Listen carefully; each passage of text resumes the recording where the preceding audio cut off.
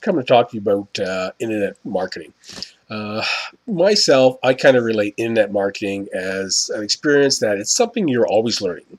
It seems to be a never-ending point of learning something new all the time.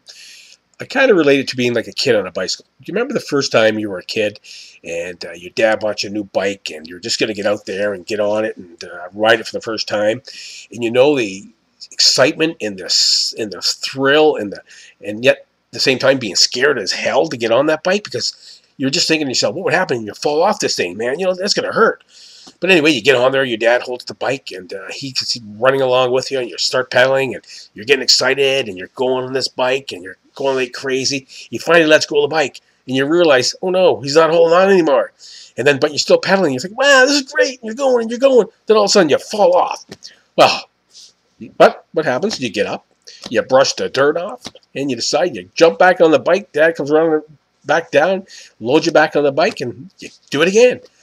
This time you go a little further, and he's let go a little sooner, and you're like, wow, this is great, man. I got it. I know how to handle this thing now.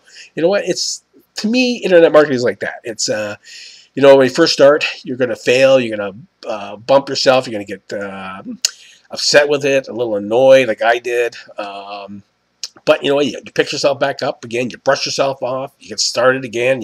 You go a little bit further. You learn a little something newer.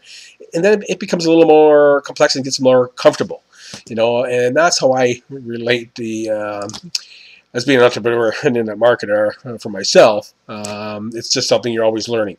And, you know, it's just like, I mean, you can apply it today, and if you don't use it for a while, you can still get back on and apply it because it's in your subconscious. You know, so I think it's all a lot to do with your subconscious, your thinking, the way you think. If you think positive and stay focused all the time, you can grow and you can really produce, you know, great things. You've just got to believe in yourself, and just remember, as being a kid, always have that.